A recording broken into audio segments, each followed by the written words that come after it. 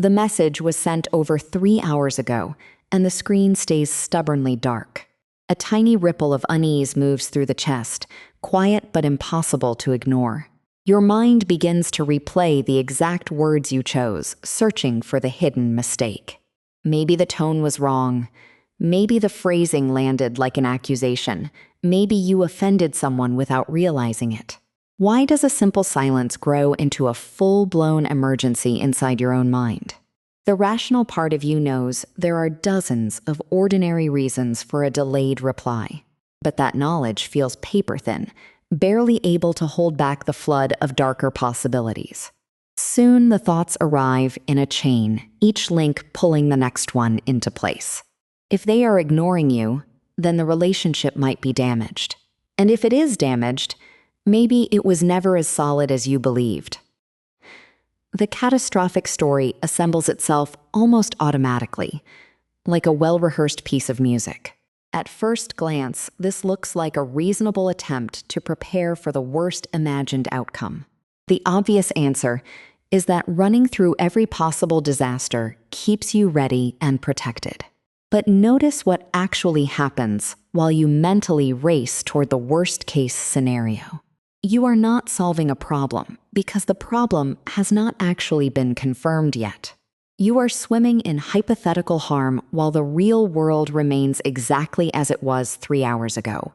This mental habit has a name psychologists use when it becomes rigid and distressing: catastrophic thinking. Catastrophic thinking means taking an uncertain situation and repeatedly imagining the most extreme negative ending. It is not the same as occasional worry, because the mind treats the imagined catastrophe almost as though it is already happening. The real fuel for this cascade is often not danger itself, but the uncomfortable experience of not knowing. Psychologists call this experience intolerance of uncertainty, a difficulty sitting with situations that are ambiguous or unresolved. When uncertainty feels intolerable, the mind scrambles to replace it with any story that offers a sense of closure. A terrible certainty can feel more manageable than a vague, open-ended question mark. Think back to the dark phone screen and the silence stretching across the afternoon. The most painful part is not a known insult or a clear loss. It is the emptiness where information should be. The mind fills that emptiness with a vivid story, because a story, even a frightening one, is less disorienting than silence. This shift in understanding changes the first question we asked. The problem is not simply that you overreact to possible danger. The problem is how you respond to uncertainty itself. Here, the simple explanation begins to break, because preparing for the worst is not really what drives the spiral. In fact, research on anxiety and worry shows that catastrophic thinking rarely leads to effective preparation. When you endlessly simulate a disaster, your body responds with genuine stress to a scenario that has not occurred. Your heart rate rises, your muscles tense, and your attention narrows, all in response to a story your mind assembled from fragments. The careful plan you thought you were building is actually a trap that exhausts the very resources you would need if a real problem arose. So why does the brain keep choosing this strategy if it comes with such a heavy cost? Part of the answer lies in a basic psychological pattern. The human mind treats ambiguous information as a signal that something might be hidden. Throughout human history, a shadow that could not be identified immediately might have been a predator or a rival, not just a branch moving in the wind. Because missing a real threat was costly, our cognitive systems often fire an alarm when the environment refuses to give a clear answer. Uncertainty itself becomes a trigger, a prompt that says something still needs to be watched closely. Once that alarm sounds, your attention is no longer free to consider all possibilities evenly. Instead, it scans specifically for evidence of danger, a bias that psychologists call the better safe than sorry strategy. You start to interpret a delayed reply not as a busy afternoon, but as a quiet withdrawal, a hidden anger, or a deliberate punishment. The same neutral fact now looks like a threat because your mind is filtering the world through a lens tuned to detect hidden harm. Another mechanism reinforces this pattern over time without your conscious awareness. If you mentally run through a catastrophe, and the catastrophe does not happen, your brain often draws a misleading conclusion. It learns that worrying and imagining the worst were the very things that kept you safe. The relief you feel when the message finally arrives can feel like a reward for having worried so hard, rather than simple good fortune. This accidental reinforcement makes the next uncertain moment even more likely to pull you into the same catastrophic loop. There is a further layer that deepens the complication. Catastrophic thinking does not only reflect a private fear, it also reflects a belief about what thinking itself can accomplish. Some people hold a hidden assumption that if they imagine a bad outcome vividly enough, they will either prevent it from happening or be less crushed if it does. Psychologists call this a positive belief about worry, the idea that worrying is a form of problem solving or emotional armor. But the evidence suggests otherwise. Catastrophic thinking tends to amplify distress without improving the quality of decisions or emotional readiness. The mind mistakes the intensity of the imagined scenario for the likelihood of the scenario. A vividly pictured disaster feels more probable, not because the evidence supports it, but because the mental image is so powerful. Now we can return to the person watching the phone screen with a tighter understanding of what is truly happening inside them. The storm of thoughts is not a sign of how dangerous the silence is. It is a measure of how uncomfortable the silence feels. The catastrophic narrative is a desperate attempt to replace the suffocating question mark with something, anything, that has a shape and a name. What looks like a protective rehearsal is actually an intolerance of open-endedness. This brings us to a turning point that changes how we might see the entire pattern. Catastrophic story is not a reliable forecast. It is an emotional response to the pain of not knowing. And the cost of that mistake is far greater than a few hours of unnecessary dread. While the mind is occupied with invented emergencies, the present moment slips away unnoticed. You cannot fully listen to the person in front of you while you are busy mentally defending against a judgment they may not even be making. Chronic catastrophic thinking can shrink a life, leading people to avoid situations that might involve ambiguity, from new relationships to career opportunities. The protective imagination becomes a cage whose bars are built from unanswerable what-ifs.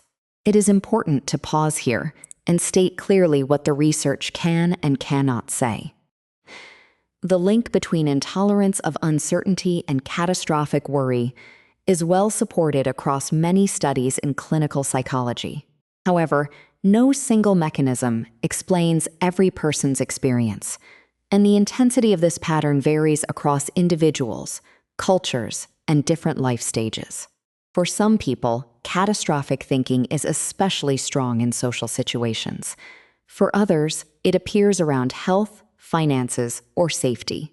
Importantly, noticing this pattern is not the same as diagnosing oneself, and occasional catastrophic thoughts are part of being human. Question becomes harmful when the intolerance of uncertainty becomes so rigid that imagination is repeatedly mistaken for prediction. Now hold this full picture in mind and return one final time to the dark phone screen and the heavy silence.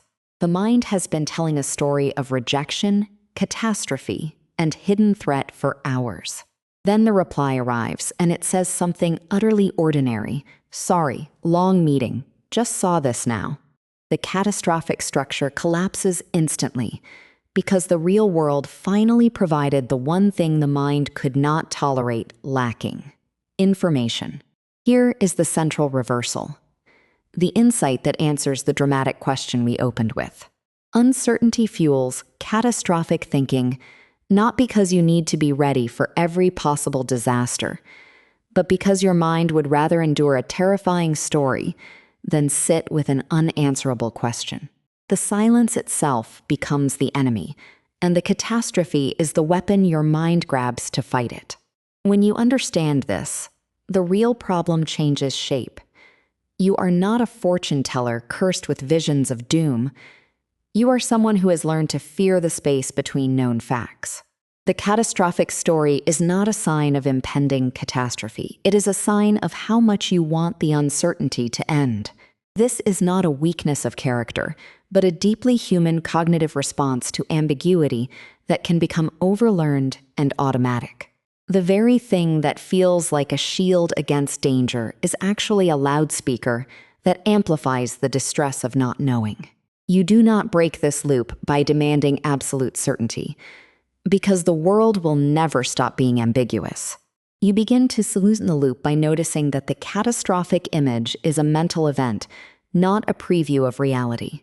Once you can see the story as a story, you can also recognize the physical sensations of uncertainty without immediately obeying their command to construct a disaster.